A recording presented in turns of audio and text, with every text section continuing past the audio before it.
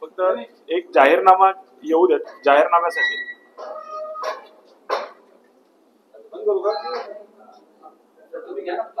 आम्ही घेतो ये ना दुसऱ्या माळ्यावर हॉल आहे तो अमित आहे ना आपला, त्याच्याकडनं तू जाहीरनामा घ्या. सुरू करायचं.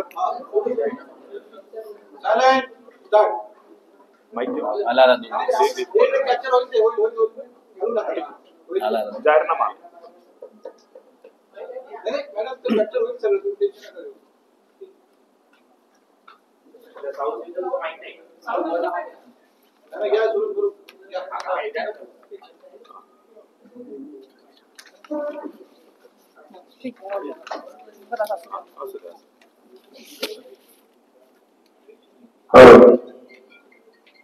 साऊंड साऊंड क्वालिटी सांगा. आज शिवसेना उद्धव बाळासाहेब ठाकरे पक्षाच्या महाविकास आघाडीच्या अधिकृत उमेदवार सौ लीना अर्जुन गरड यांची इथं पत्रकार परिषद आयोजित केलेली आहे.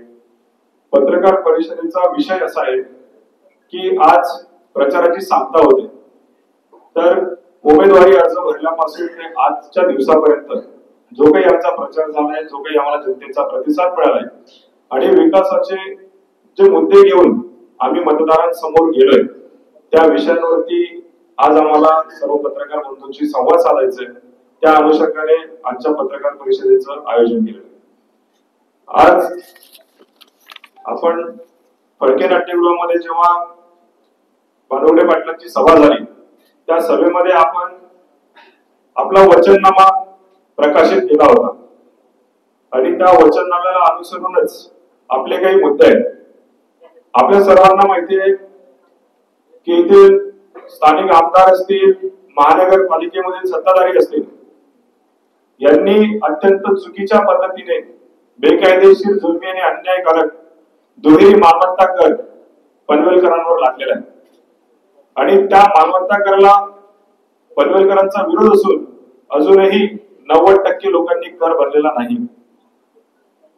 परंतु पनवेलकरांना या मालमत्ता करातून रिलीफ देण्यासाठी आम्ही आमच्या वचननाम्यामध्ये ठळकपणे काही गोष्टी मांडलेल्या आहेत. त्यातील सर्वात महत्वाची घोषणा म्हणजे सरकार स्थापनेच्या दुसऱ्याच दिवशी आपण मालमत्ता करावर लावलेली शास्ती व्याज हे 100% माफ करणार आहोत.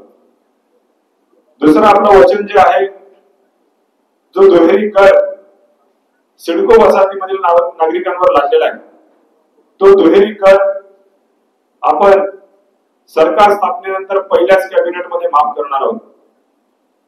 आज गावठाण हद्दीतील मालमत्तांना कलम 129 ची सवलत दिलेली असताना सोयीस्करपणे सिडको वसाहतींना ही सवलत देण्यात आलेली नाहीये. 129 ची सवलत सिडको वसाहतींना मिळवून देण्यासाठी आपण पाठपुरावा करणार आहोत आणि तो पाठपुरावा करून 129 नुसार मिळणारी 66% कर सवलत आपण सिडको वसाहतीमधील 2.5 लाख मालमत्ता धारकांना मिळवून देणार आहोत. पलावा सिटीला 65% कर सवलत तेथील स्थानिक आमदारांनी मिळवून दिलेली आहे, परंतु पाठपुरावा करण्यात अपयशी ठरल्यामुळे पनवेलकरांना ही सवलत मिळालेली नाहीये. आपण पलावा सिटीला जी 65% कर सवलत मिळालेली आहे, ती कर सवलत सिडको हद्दीतील 2.5 लाख मालमत्ता धारकांना मिळवून देण्यासाठी पाठपुरावा करणार आणि ती कर सवलत मिळवून देणारच.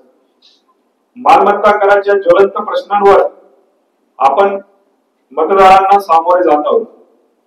मालमत्ता करावर आतापर्यंत केलेलं काम, त्याबद्दल आतापर्यंत दिलेला लढा, मग ती रस्त्यावरची लढाई असेल, आंदोलन असेल आणि न्यायालयात लढाई असेल, अशा सर्वच मार्गाने आपण या मालमत्ता कराला विरोध केलाय, परंतु सत्तेत नसल्यामुळं आपल्याला निर्णय घेता आले नव्हते. परंतु आम्हाला ठाम विश्वास आहे की राज्यात लवकरच महाविकास आघाडीचं सरकार येईल आणि महाविकास आघाडीचं सरकार आल्यानंतर आम्ही वचननाम्यामध्ये दिलेले सर्व मुद्दे नक्कीच पूर्ण करू आणि पनवेलकरांची या जाचक मालमत्ता करातून सुटका करू. दुसरा आमचा मुद्दा होता पाणी समस्या. 15 वर्ष सातत्याने आमदारकी असताना पनवेलकरांची पाण्याची गरज अजून पूर्ण झालेली नाहीये. आजही सुनियोजित सिडको वसाहत जी म्हटली जाते, दुर्दैवाने त्या सिडको वसाहतींमध्ये पाण्याचं कुठलंही नियोजन दिसून येत नाही. टॉवरमध्ये राहणाऱ्या माणसाला सुद्धा 24 तास पाणी इथे मिळत नाही. मग दूरदृष्टिकोन आणि इच्छाशक्ती आणि नियोजनाचा अभाव असल्यामुळं पनवेलकर पाण्यापासून वंचित आहे. पनवेलची पाण्याची तहान भागवायची असेल तर आपल्याला पुढील 6 महिन्यात सन्मान्य उद्धव बाळासाहेब ठाकरे यांनी कोरोना काळात भूमिपूजन केलेला भोकरपडा येथील प्रकल्प पूर्ण करून तिथून 115 MLD पाणी हे पनवेलला उपलब्ध करून देण्याचं आपलं वचन आहे. हे पाणी आल्यास पनवेलची सध्याची गरज पूर्ण होईल, परंतु पनवेल क्षेत्राचा विकास झपाट्याने होत आहे. पाण्याचं नियोजन करताना तुम्हाला पुढील 20-25 वर्षांचं नियोजन करणं गरजेचं आहे. त्या अनुषंगाने आपण भविष्यातील पाण्याची गरज लक्षात घेऊन कोंढाणे आणि बाळगंगा धरणावरती हक्क प्रस्थापित करून पनवेलची गरज भागवणार आहोत. तसेच जो भिरा प्रकल्प आहे त्या प्रकल्पावरती महानगरपालिकेच्या माध्यमातून हक्क सांगून तेथील पाणी पनवेलकरांना मिळवून देण्याचा आपला प्रयत्न असणार आहे. आज विकासाच्या मुद्द्यावर बोलताना जाणीवपूर्वक शिक्षण आणि आरोग्य याला कायम दुर्लक्षित केलं गेलंय. पनवेलमध्ये चांगल्या सरकारी शाळा नाहीये, त्यामुळे येथील पालकांना नाइलाज असतो आपल्या मुलांना खासगी शाळांमध्ये ऍडमिशन घ्यावं लागत आहे. खासगी शाळांचा फी वाढीचा प्रश्न अत्यंत गंभीर होत चाललेला आहे. म्हणजे 1ली-2री मध्ये शिकणाऱ्या विद्यार्थ्यांची फी ही 70-80 हजाराच्या घरात पोहोचलेली आहे. शिक्षण हा आपला मूलभूत अधिकार आहे. भारतरत्न डॉक्टर बाबासाहेब आंबेडकर फार मोठा विचार मांडून गेले. त्यांनी म्हटलं होतं की शिक्षण हे वाघिणीचं दूध आहे, जो शिकेल तो गुरगुरल्याशिवाय राहणार नाही. परंतु कुठेतरी सरकारी यंत्रणा शासकीय शिक्षण सवलतीच्या दरात देण्यास अपयशी ठरत आहे. आपण पनवेल मधील शेवटच्या घटकाला शिक्षण घेता आलं पाहिजे आणि ते सुद्धा उच्च दर्जाचं शिक्षण घेता आलं पाहिजे. यासाठी प्रत्येक नोड मध्ये शासकीय सीबीएसई शाळा सुरू करण्याचं आपलं विजन आहे. तसेच खासगी शाळांच्या माध्यमातून जी नागरिकांची लूट चाललेली आहे भरमसाठ फी वाढीच्या माध्यमातून, विधिमंडळामध्ये या खासगी शाळांची फी वाढ नियंत्रण आणण्यासाठी तो कायदा मंजूर करून त्याची तत्काळ अंमलबजावणी करण्याचा आपला प्रयत्न असेल. आरोग्य व्यवस्थेबद्दल बोलायचं झालं तर पनवेल शहराची आरोग्य व्यवस्थाच आजारी पडल्याचं आपल्या सगळ्यांना दिसून येईल. पनवेलला एक उपजिल्हा रुग्णालय आहे, परंतु त्याचा कोणाला पायपोस नाही. डॉक्टर असतील तर नर्स नाही, नर्स असेल तर वॉर्डर नाही, अशी वाईट परिस्थिती पनवेलमध्ये आहे. खरंच जर पनवेलकरांना उत्तम आरोग्य सुविधा देण्याचं येथील आमदारांचं नियोजन असतं तर आज नवी मुंबईच्या धर्तीवर इथे सुद्धा माता बाल रुग्णालय, सामान्य रुग्णालय तयार झाले असते. परंतु आरोग्य व्यवस्थेबाबत कुठलंही विजन नसल्यामुळं पनवेलकर हे आरोग्याच्या बाबतीत 100% खासगी रुग्णालयांवर अवलंबून आहे.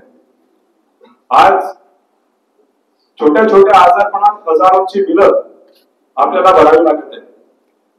त्यासाठी आम्ही 3 स्टेज हेल्थ इन्फ्रास्ट्रक्चरचा कन्सेप्ट घेऊन आलोय, ज्यामध्ये मध्यवर्ती ठिकाणी 300 बेडचं हॉस्पिटल असेल, जे मल्टी स्पेशालिटी हॉस्पिटल म्हणून या शहरातील नागरिकांना सेवा उपलब्ध करून देईल आणि दर 1 लाख लोकसंख्येच्या मागे 100 बेडचं हॉस्पिटल असणं गरजेचं आहे. म्हणजे प्रामुख्याने प्रत्येक नोड मध्ये एक 100 बेडचं हॉस्पिटल आपण आपल्या विजन मध्ये ठेवलेलं आहे. तसेच छोट्या मोठ्या आजारपणासाठी जशा खासगी ओपीडी असतात त्याच धर्तीवर प्रत्येक सेक्टर मध्ये एक सेक्टर क्लिनिक स्थापन केलं जाईल, असं हे 3 स्टेज हेल्थ इन्फ्रास्ट्रक्चर आहे. या सगळ्या नवीन गोष्टी करत असतानाच पनवेलमध्ये जे उपजिल्हा रुग्णालय आहे त्याला अपग्रेड करून त्याचं रूपांतर सिव्हिल हॉस्पिटल मध्ये झालं पाहिजे, यासाठी आपण प्रयत्न करणार आहोत. लहान मुले आणि महिलांच्या आरोग्यासाठी स्वतंत्र माता व बाल रुग्णालय या पनवेल परिसरात सुरू करण्याचं आपण आपल्या वचननाम्यामध्ये नमूद केलेलं आहे. एक गंभीर समस्या येथील नागरिकांच्या मनामध्ये आहे की या महानगरपालिकेची स्थापना होत असतानाच सिडको वसाहतीतील नागरिकांनी याला विरोध केला होता. खारघर, कामोठे, कळंबोली येथील नागरिकांची पनवेल महानगरपालिकेमध्ये जाण्याची काही वेळेस इच्छा नव्हती. त्याबाबत अनेक लोकांनी हरकती सुद्धा घेतल्या आणि नागरिकांची तीच भावना आजही कायम आहे. मग नागरिकांच्या या भावनेचा आदर करत भविष्यामध्ये खारघर, कामोठे, कळंबोली यासारख्या सिडको निर्मित वसाहतींची स्वतंत्र महानगरपालिका स्थापन करण्याचं सुद्धा आपल्या वचननाम्यात नमूद केलेलं आहे. कारण पनवेल, ओल्ड पनवेल यांच्या समस्या वेगळ्या आहेत आणि सिडको निर्मित वसाहतींच्या समस्या वेगळ्या आहेत. येथील नागरिकांची मागणी वेगळ्या स्वरूपाची आहे. त्यामुळे तेथील नागरिकांच्या मागणीचा आदर करत आपण भविष्यात त्या मागणीला अनुसरून स्वतंत्र महानगरपालिका तयार करण्यासाठी प्रयत्न करणार. सार्वजनिक वाहतूक व्यवस्थेच्या बाबतीतही तेच आहे. नवी मुंबई, कल्याण, डोंबिवली, ठाणे या सर्व महानगरपालिकांची स्वतःची सार्वजनिक वाहतूक व्यवस्था आहे. परंतु दुर्दैवाने पनवेल महानगरपालिकेची सार्वजनिक वाहतूक व्यवस्था सुरू झालेली नाही. हे येथील आमदारांचं अपयश आहे. खोपोली नगर परिषदेची सुद्धा स्वतःची बस आहे, परंतु आपल्या पनवेल महानगरपालिकेची एकही बस येथे धावत नाही. वीज पुरवठ्याचा 2 दिवसापूर्वीच कामोठे शहरामध्ये 6 तास वीज नव्हती.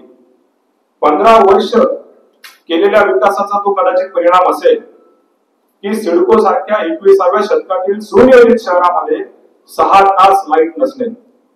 का? भूमिगत विद्युत वाहिन्या आपल्याला टाकता आल्या नाही. साधा वारा सुटला की तारेला तार लागते आणि लाईट बंद होते. मग आपण सुद्धा आपल्या वचननाम्यात सांगितलंय कोणी 15 वर्ष काय केले त्याचा आम्ही विचार करणार नाही, पण आम्हाला फक्त पुढची 5 वर्ष द्या. पुढच्या 5 वर्षामध्ये पनवेलकरांना अखंडित वीज पुरवठा करण्यासाठी आपण प्रयत्नशील राहू. त्यासाठी जे जे करावं लागेल, म्हणजे काही ठिकाणी भूमिगत विद्युत वाहिन्यांचा प्रश्न असेल तो आपण मार्गी लावणार. कामोठे शहराला सबस्टेशन नसल्यामुळं कामोठे शहराची वीज समस्या दिवसेंदिवस वाढत चाललेली आहे. तिथे सबस्टेशनचा प्लॉट मंजूर झालेला आहे, परंतु सिडको आणि ऊर्जा विभागामध्ये समन्वय नसल्यामुळे ते सबस्टेशन प्रलंबित आहे. आम्ही आमच्या वचननाम्यामध्ये उल्लेख केलाय की सत्तेमध्ये आल्यानंतर कामोठेकर असतील, पनवेलकर असतील या सर्वांना अखंडित वीज पुरवठा करण्यासाठी आम्ही नियोजन करू आणि सातत्याने प्रयत्नशील राहू. इतर नागरिक सुविधांबाबतही तीच परिस्थिती आहे. खड्डेमुक्त रस्ते आपल्याला नाहीयेत, चांगल्या सुविधा नाहीयेत. या सर्व नागरी सुविधांसाठी आपण प्रयत्नशील राहणार आहोत. पनवेलकरांना खड्डेमुक्त रस्ते देणं हे आमचं पुढील 5 वर्षाचं विजन असणार आहे. या सर्व नागरिकांच्या मनातील मुद्द्यांवर आम्ही निवडणुकीला सामोरे जातो. आमचा इतर कुठलाही अजेंडा नाहीये. विकास विकास विकास ह्याच मुद्द्यांवरती आम्ही लोकांसमोर जातो. जे 15 वर्षांमध्ये लोकांना मिळालं नाही ते देण्याचा आमचा विचार आहे आणि त्याच विचारावर गेले 12-15 दिवस आमचा प्रचार सुरू होता. आज प्रचाराचा शेवटचा दिवस आहे, त्यामुळे हे सर्व मुद्दे पुन्हा एकदा आपल्या पत्रकार बांधवांसमोर आम्ही मांडले. आता यापुढे प्रचार उमेदवारी अर्ज भरल्यापासून 4 नोव्हेंबरला उमेदवारी कायम झाली आणि तेव्हापासून जो प्रचार सुरू झाला, प्रचारादरम्यान मतदारांचा जो प्रतिसाद सन्मान्य उमेदवार लीनाताई गरड यांना मिळत आहे किंवा नागरिकांच्या ज्या भावना त्यांच्यापर्यंत पोहोचल्या, नागरिकांनी ज्या पद्धतीने त्यांना आशीर्वाद दिले, या सर्व विषयांवरती लीनाताई आपल्याशी संवाद साधते.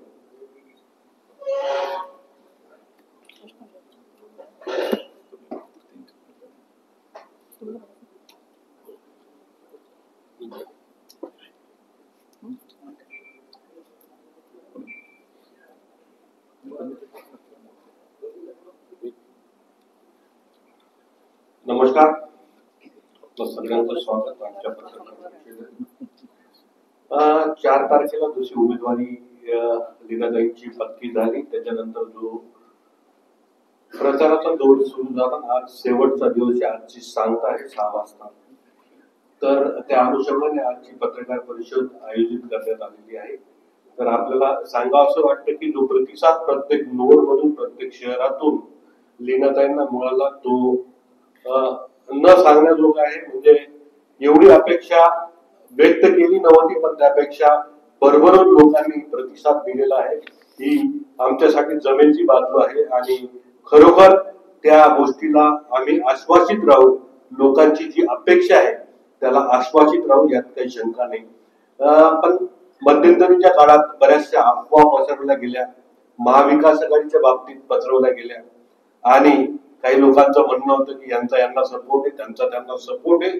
पण तसं काही नसून आजच उद्धव साहेबांनी कर्जतमध्ये सभा झाली, त्या अनुषंगाने लीनाताई आपल्याला बोलतीलच.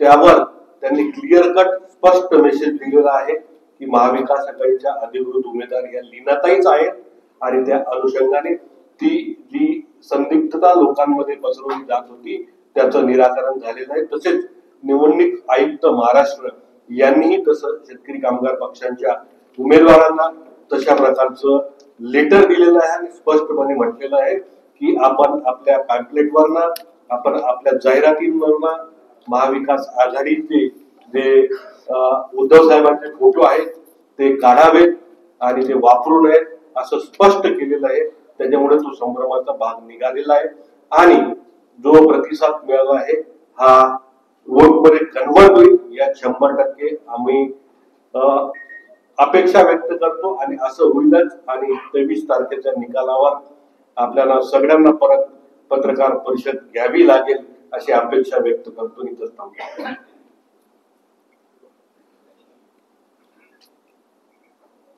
आज कर्जतमध्ये उद्धव साहेबांची प्रचार सभा होती.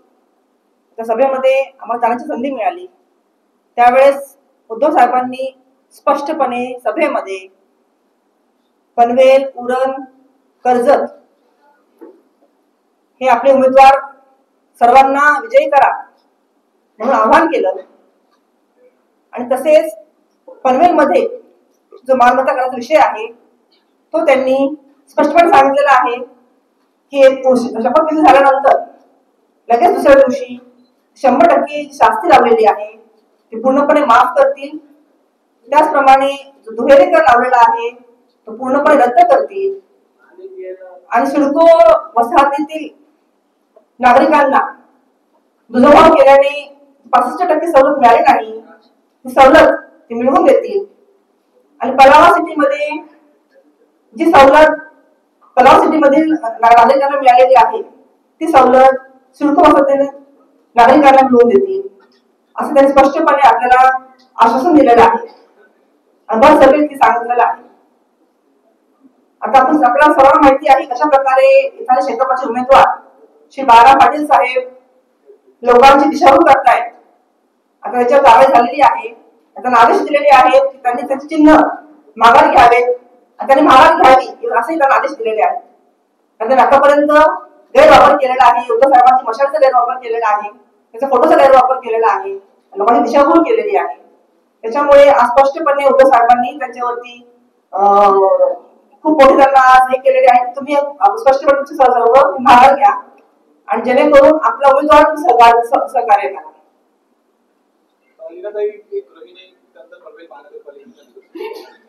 विधानसभा निवडणुकीची निवडणूक लढण्याची तुम्हाला संधी मिळाली. एक महिला नेतृत्व म्हणून कसं पाहता ह्या एकूण त्या राजकीय प्रवासामध्ये? खरं तर मला उमेदवारी देऊन उद्धव साहेबांनी एका स्त्री शक्तीचा सन्मान केलेला आहे. कारण की महिलांना खूप कमी ठिकाणी उमेदवारी मिळते. ती पण माझ्यासारख्या महिलेला जे फक्त एकच टर्म नगरसेवक म्हणून काम केलेलं आहे, खूप लवकर मला संधी देऊन त्यांनी माझा खरंच खूप खूप सन्मान केलेला आहे. त्यांचे मी मनापासून आभार मानते. आणि नक्कीच आमचा जो मुद्दा आहे, उद्देश आहे विकास विकास विकास. आणि ह्याच मुद्द्यावरती आपण ही निवडणूक लढतोय. आणि उमेदवारी मला खरं तर जनतेतून आलेली आहे, विविध समाज संस्थांवरून आलेली आहे, विविध जाती धर्माच्या लोकांतून आलेली आहे. आणि 2,80,000 माझे भारत ज्यांच्यावर जिज्यावर लावलेला आहे ते नागरिकांवर आलेली उमेदवारी आहे. पण आपल्याला उमेदवारी दिलेली असताना इथे प्रस्थापित नेते असतील, पुढारी असतील, ह्यांना कुठेतरी त्रास होतोय, ह्यांना आपली उमेदवारी पचत नाहीये. ते कायम आपल्याला उपयोग समजत आलेले आहेत, आजही ते आपल्याला उपयोग समजतायत. तरी पण आम्ही संघर्ष करणार आणि जिंकणार. आता मध्येच एक इव्हेंट झाला, एका नावडेमध्ये शेकापचे काही कार्यकर्ते होते, आमचे ते काही कार्यकर्ते पत्र पाठवायला गेले होते. त्यावेळेस शेकापच्या कार्यकर्त्यांनी आमच्या कार्यकर्त्यांना दमदाटी केली, शिवीगाळ केली, हातातील पत्र खेचून घेतली की तुम्ही इथे प्रचार करायचा नाही, आमचा इलाका आहे.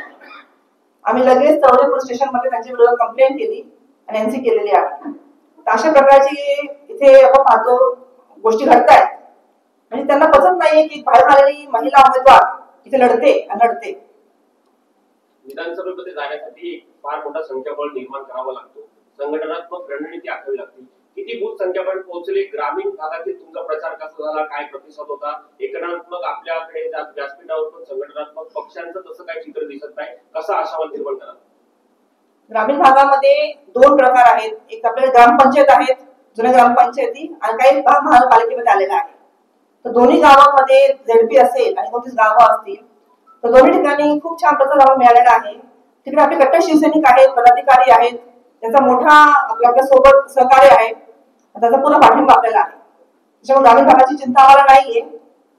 भले थोडंफार ग्रामीण भागामध्ये बाळा पाटील यांना मतदान जाण्याची शक्यता आहे, पण आपण संपूर्ण 0 आहोत असं नक्कीच नाही. विधानसभा क्षेत्रामध्ये सर, एक त्यांचा प्रश्न जो होता त्यातलं उत्तर बाकी आहे. त्यांनी जे म्हटलं की शिवसेनेचे पदाधिकारी आज व्यासपीठावर दिसत नाही. सन्मान्य जिल्हा प्रमुख स्वतः प्रत्येक रोडवाईज आज बैठका घेत आहेत आणि बोर्डची जी तयारी चालली आहे त्याचा आढावा त्यांच्या शहर प्रमुखांसोबत घेत आहेत. सन्मान्य रामदास दादा पाटील असतील, भरत पाटील असतील, हे सर्व टीम आणि शिवसेना पक्षाचे जे वरिष्ठ निरीक्षक आहेत आणि फोरमचे सुद्धा कॉर्डिनेटर असं संयुक्तपणे हा आढावा संपूर्ण शहराचा चालू आहे. आणि आम्ही जबाबदाऱ्या वाटून घेतल्यामुळे काही जण ते काम करतात आणि आम्ही तुम्हाला संबोधित करतो. लीनाताईंना माझा प्रश्न होता, विधानसभा निवडणुकीच्या अनुषंगाने भाजपाचे उमेदवार प्रशांत ठाकूर असतील, शेतकरी कामगार पक्षाचे बाळा पाटील साहेब असतील किंवा शिवसेनेच्या लीनाताई गरड असतील, ह्या सर्वांनी मालमत्ता कराचा मुद्दा हाताळलेला आहे. खरं तर पनवेलकरांच्या हा जवळचा विषय आहे, परंतु तिन्ही उमेदवार म्हणतात की आम्ही शास्त्री माफ करू, मालमत्ता कर माफ करू. ज्या लीनाताईंनी भाजपाच्या नगरसेवका म्हणून 2016 पासून मालमत्ता कर घ्यावा या ठरावाला मंजुरी दिली, हे सगळे तिन्ही उमेदवार जनतेची दिशाभूल करतायत. नेमकं जनतेची दिशाभूल करताय कोण आणि न्याय पण मिळून देणार आहे, काय वाटतं तुम्हाला? सर्वप्रथम सांगेल, जेव्हा मी बीजेपी मध्ये होते, भाजपमध्ये असताना, महिला अध्यक्ष असताना सुद्धा महानगरपालिका व्हावी किंवा नाही व्हावी असा प्रश्न आला होता. तेव्हा आम्ही स्वतः विरोध केला होता. तेव्हा मी स्वतः महिला अध्यक्ष होते. आमदारांची इच्छा होती की महानगरपालिका व्हावी, पण जनतेची इच्छा होती की त्या महापालिका नकोय. हवी असेल तर आमची वेगळी महापालिका व्हावी, खारघर कामाच्या कळंबोली सिडको असा ती वेगळी महापालिका व्हावी. पण तरी पण त्यावेळेस मी पदावर असताना सुद्धा जवळपास 2000 फॉर्म भरले होते की आम्हाला महानगरपालिका समाविष्ट व्हायचं नाहीये. म्हणजे माझा विरोध तेव्हापासून आहे. त्याच्यानंतर 2016 मध्ये महापालिका फॉर्म झाली, 17 मध्ये निवडून आलो आणि निवडून आल्यानंतर 2020 मध्ये 19 मध्ये ठराव पास झाला. ठराव पास झाल्यानंतर 20 मध्ये बिलं वाटण्यात आलेली. जेव्हा बिलं सगळ्या लोकांपर्यंत पोहोचली तेव्हा मात्र लोक जागृत झाले की कुठली बिलं आली आणि बिलं मुद्दाम 2020 मध्ये दिली. कारण 19 मध्ये आमदार साहेबांचे इलेक्शन होते. इलेक्शन मध्ये काय प्रॉब्लेम नको व्हायला, त्याच्यामुळे बिलं 2020 मध्ये दिली गेली. आणि बिलं जसे हातात पडता आम्ही माझा अभ्यास केला, वाचन केलं की कशा प्रकारे प्रशासनाने अभ्यास करून कशा प्रकारे ही बिलं लावली आहेत. आणि आम्हाला समजताच आम्ही आमचे लॉयर आहेत त्यांना भेट दिली, समजून घेतलं की महाराष्ट्र म्युनिसिपल कॉर्पोरेशन ऍक्ट चे काय नियम आहेत, काय कायदे आहेत, आणि त्याप्रमाणे अभ्यास करून आम्ही लोकांपर्यंत पोहोचलो आणि सांगितलं हे बिल चुकीचे आहेत, बेकायदेशीर आहे, अवाजवी आहे आणि दुहेरी आहे. आणि ह्याला आम्ही तेव्हा विरोध केलाच होता. सुरुवातीला म्हणता जी माझी उपस्थिती होती ती आज जनरल बॉडी मीटिंग मध्ये मी उपस्थित आहे ही माझी उपस्थिती होती, तिकडे माझी सही होती, त्यामुळे होतेच उपस्थित होते त्यावेळेस मी. पण त्यास लावावा त्या मुद्द्यामध्ये बोललेच नाही, एक शब्द बोललेले नव्हते. राष्ट्रवादीचे पनवेल शहर जिल्हा प्रमुख, काँग्रेस पक्षाचे सुदाम सुदाम पाटील यांच्या दृष्टिकोनातून तुमचा असलेला जो प्रचार आहे, महाविकास आघाडीची जी रणनीती आहे, जी ध्येय धोरण आहे, त्या पद्धतीने तुमची कशी तुम्ही कुठल्या पद्धतीने मांडाल की काँग्रेस आणि खरंच राष्ट्रवादी तुमच्या सोबत आहेत आणि त्याचं काही धोरण तुमच्याशी डिस्कस झालेलं आहे आणि कसं तुम्ही आव्हान कराल? राष्ट्रवादी काँग्रेस आमच्या सोबतच आहे. आमची मध्ये मीटिंग पण झालेली.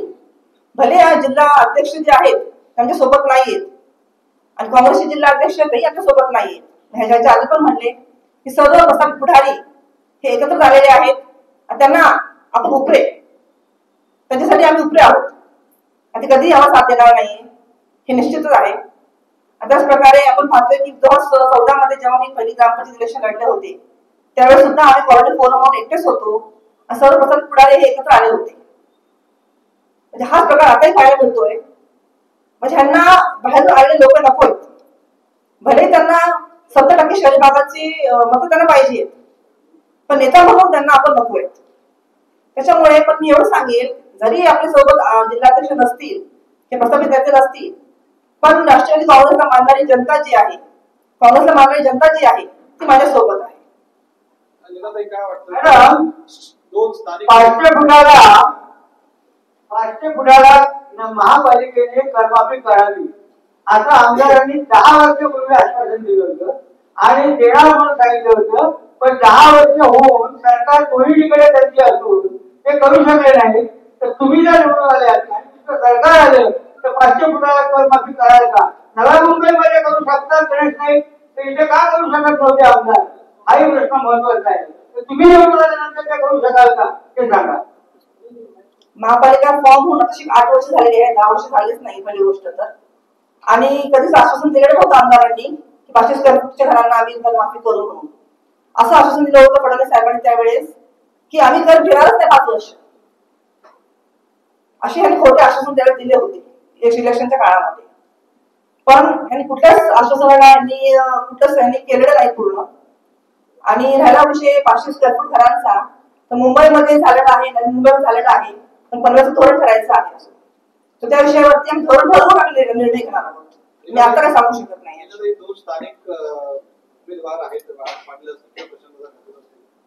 या दोन स्थानिक उमेदवारांच्या लढाईमध्ये मीनाताईंना काँग्रेसचा उमेदवार फायदा होईल की महाविकास आघाडीचे घटक पक्ष असलेले शिवसेना आणि शेकाप हे लढत असल्यामुळे भाजपाला प्रशांतचा फायदा होईल? काय वाटतं, तुम्ही कसं पाहता?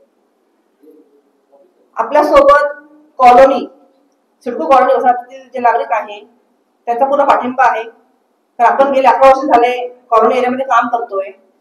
तर जे काही समस्या असतील कॉलनीच्या लोकांतील ते आपण आतापर्यंत सोडवल्या आहेत, त्याच्यावर काम केलेलं आहे. नक्कीच त्यांचे इमोशन्स माझ्या सोबत आहेत. तसेच इथे आपण एकमेव मराठा उमेदवार आहोत, त्याच्यामुळे मराठा मतही आपल्याला नक्कीच मिळणार. आणि आपल्यासोबत मुस्लिम समाज जो विशेष करून उद्धव साहेबांना मानतो, त्याला जेव्हापासून मानतो असा समाज आपल्या सोबत आहे. त्याच्यामुळे हे मतही आपल्याला मिळतील. आणि आमच्या मिटिंग पण झालेल्या आहेत. इथले जे आरपीआय पक्ष आहे, दलित समाज आहे, त्यांच्याबरोबर आमची मिटिंग झालेल्या आहेत. त्याचाही पाठिंबा आम्हाला नक्कीच आहे. म्हणजे मराठा आणि मुस्लिम समाजाच्या मतांवरती तुमचं सगळं ध्येय आहे. ख्रिश्चन समाज असेल, जैन समाज असेल, बौद्ध समाज असेल, ह्या समाजाची गरज आपल्याला नाही.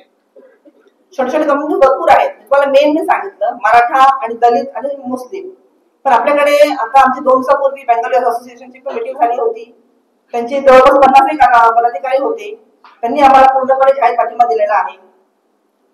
सोबत आमच्यासोबत अग्रवाल समाज पण आहे, त्यांचाही आम्हाला पाठिंबा आहे. जैन समाज पण आहे, त्यांचाही आम्हाला पाठिंबा आहे. सिख समाज आहे, त्यांची आमची मिटिंग झाली गुरुवारी गुरुद्वारामध्ये, त्यांचाही आम्हाला पाठिंबा आहे. सर्व समाज एकत्र आलेले आहे. त्याच प्रकारे धनगर असेल, वंजारी असेल, मराठा असतील, कोकणी असतील, सर्वांचा पाठिंबा आमच्या सोबत आहे. त्यांच्यामुळेच आम्हाला उमेदवारी मिळालेली आहे. आमदारकी मिळवण्यासाठी खूप मोठं स्ट्रगल असतं पक्षामध्ये. एखाद्या व्यक्तीला जर आमदारकी मिळवायची असेल तर त्याचा पूर्ण कार्यकाळ पाहिला जातो, त्याची कामाची पद्धत पाहिली जाते.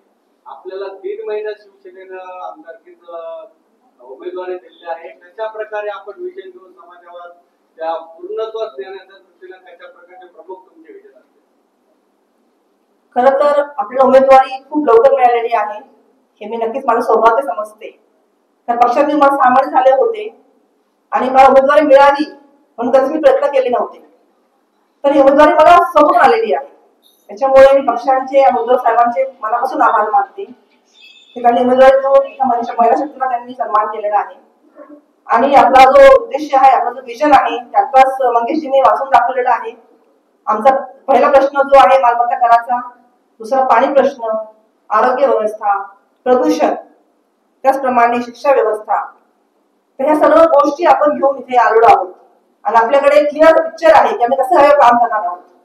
रस्ते बनवताना आम्ही कशा प्रकारे कुठल्या पद्धतीने आम्ही रस्ते बनवणार आहोत, प्राधान्यक्रम काय असेल, तर आम्ही सर्वचा अभ्यास करून तिथे उतरलेलो आहोत.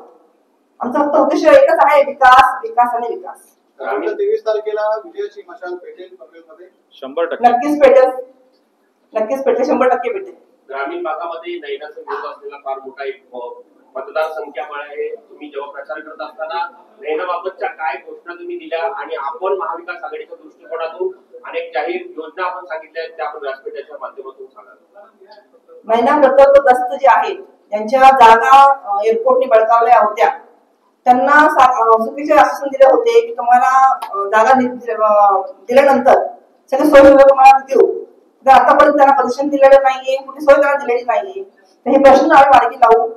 त्याचप्रमाणे गरजेपोटी जी घरं आहेत ते अजूनपर्यंत आमदार प्रशांत ठाकूर स्वतः ते आले असतात सुद्धा अगदी कोणी बांधवांची त्यांना समस्या कळलेली नाहीये आणि ते घरं त्यांनी नियमित केलेले नाहीयेत. तर ही घरही आम्ही नियमित करण्याचा प्रयत्न करू. त्यांनी जे लोकांना सुरुवात ठेवलेलं आहे, टर्म्स अँड कंडिशन्स लावून, रूल्स अँड रेग्युलेशन्स लावून, ते आपण संपूर्णपणे कमी करून शुल्क भरून इराणपत्र काढून घेऊ आणि त्यांची ही सर्व गोष्टी मार्गी लागू. काही महाविकास आघाडीच्या अधिकृत उमेदवार म्हणून शिवसेनेने तुम्हाला उमेदवारी दिली, परंतु बाळाराम पाटील आणि तुमच्यामध्ये संभ्रम निर्माण झाला, जनतेमध्ये मतदारांमध्ये संभ्रम निर्माण झाला. मग हा संभ्रम दूर करण्यासाठी उद्धव साहेबांनी पनवेलमध्ये एखादी सभा का नाही? पनवेलमध्ये सभा घेतलं आयोजन होतं, पण आम्ही 15 दिवस असल्या कारणाने आम्हाला उमेदवारी शेवटी शनी मिळालेली आहे. खूप कमी वेळ होता आमच्याकडे. त्या कमी वेळेमध्ये प्रचार करण्याचा सभा घेला, त्या कारणाने सभा थोडी टाळण्यात आलेली होती. तरी पण नितीन नागपूर साहेब इथे येऊन गेले, त्यांनी सभाही घेतली आहे. आणि हा प्रश्न बाळाराम पाटील तुम्हाला सर्वांनाच माहिती कशा प्रकारे महाविकास आघाडी मध्ये असतानाच उरण, अलिबाग, सांगोला या 2-3 ठिकाणी शेकापाने बंडखोरी केलेली आहे आणि त्याच्यामुळे हा स्टँड उद्धव साहेबांना घ्यावा लागला आणि मला उमेदवारी मिळाली.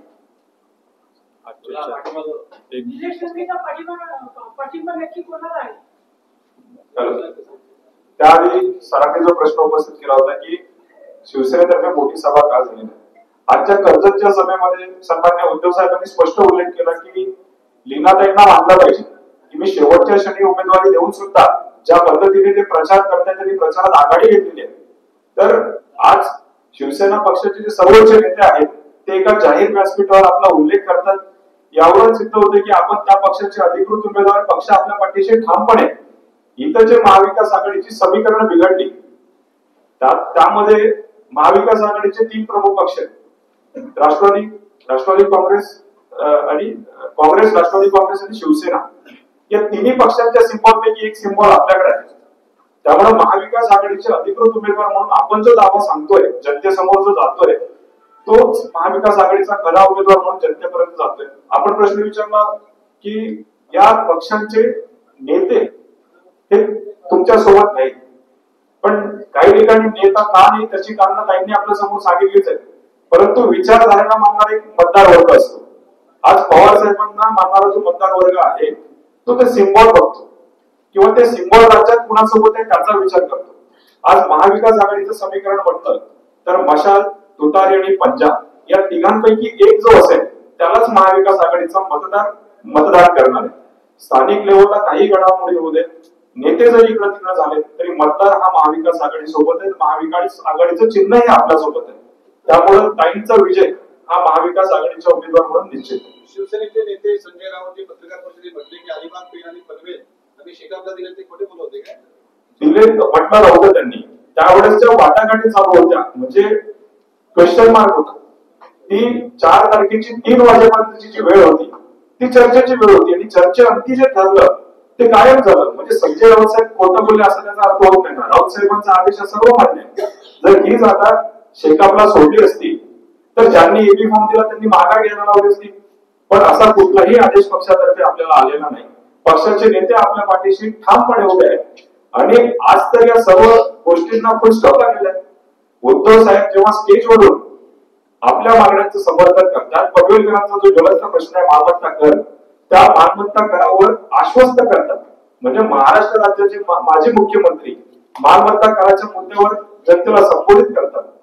यावर ना पक्ष प्रमुख आपल्या सोबत आहेत. त्यामुळं इथं उमेदवार शेकाप आहे का अजून कोण आहे हा आमच्या दृष्टीने पूर्णविराम लागलेला आहे. आपण आपली लाईन पुढे घेऊन जातोय. महाविकास आघाडीचे उमेदवार म्हणून आपण पूर्ण ताकदीने मतदारांपर्यंत पोहोचलो आहोत. विजयाची जी समीकरणं आपण सगळ्यांनी सांगितली की शहरी भागातील मतदार आणि त्या मतदारांमध्ये असलेले विविध समाज घटक आज गेली 15 वर्ष कॉलनी परिसरामध्ये काम करत असताना या सगळ्या घटकांचा आपल्याशी संपर्क आलेला आहे. आमचं त्यांचं एक बॉन्डिंग क्रिएट झालेलं आहे. त्या बॉन्डिंगच्या माध्यमातून आपल्यातलाच एक व्यक्ती हा आमदार म्हणून पुढे जातोय ही भावना कुठेतरी कॉलनीतल्या मतदारांना भावते आणि त्या भावनेतनच जो मतदार आहे आपल्या पाठीशी ठामपणे उभा आहे. ग्रामीण भागाचाही काही 15 वर्षात फार विकास झालेला नाहीये. म्हणजे जे समीकरण म्हटलं जातात की लीनाताई या स्थानिक उमेदवार नाही त्यामुळे ग्रामीणचं मतदार होणार नाही, ही चुकीची भावना आहे. आज ग्रामीण मध्ये शिवसेना पक्षाचे अधिकृत पदाधिकारी आहेत, बाळासाहेबांना मानणारे कट्टर शिवसैनिक आहेत, जे मशाल या चिन्हाशिवाय इतर कुठलाही विचार करू शकत नाही. आणि पक्षाचे कार्यकर्ते सोडले इतर ते एक न्यूट्रल मतदार असतो जो मुद्द्यांना धरून किंवा समस्यांना बघून मतदान करतो. तर आज ग्रामीण भागाचं परिस्थिती फार वाईट आहे.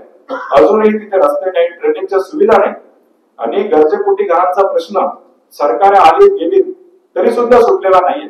मग आज तो ग्रामीण मतदार एक आश्वासन चेहरा म्हणूनही आपल्याकडे बघतोय. तर या सगळ्या समीकरणांमध्ये मतांचं विभाजन जरी झालं तरी आमच्या समीकरणानुसार आपण ट्रॅकवर असून येत्या 23 तारखेला विजय हा आपलाच आहे या भावनेने आम्ही काम करतो. धन्यवाद.